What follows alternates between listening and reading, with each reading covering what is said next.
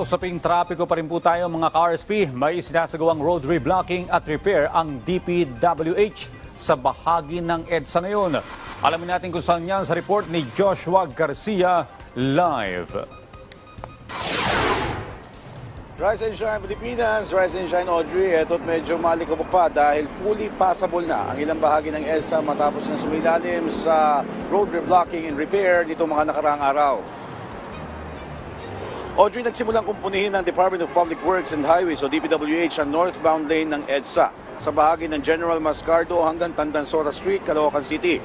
Ganyan din sa bahagi ng General Malvar, General Tiron at Don Vicente. Ito lang nakaraang Biyernes, January 12. At natapos ito kanina lang alas 5 ng umaga ngayong araw. Ito nga, Audrey, ay para mabawasan ang mga butas o yung malalalim na lubak na delikado hindi lang sa mga nasasakyan kundi lalo na para sa mga nakamotorsiklo. Sa lagay naman ng trapiko, Audrey, sa mga oras na ito, maluwag at tuloy-tuloy pa naman ang daloy ng mga sasakyan dito sa bahagi ng Bagong Baryo, Caloocan, EDSA northbound, papuntang Monumento, ganun din sa southbound lane, pa Quezon City at Makati.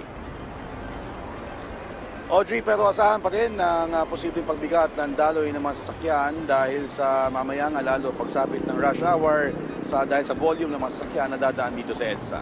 At yan muna latest, balik sa inyo dyan, Audrey. Maraming salamat, Joshua Garcia.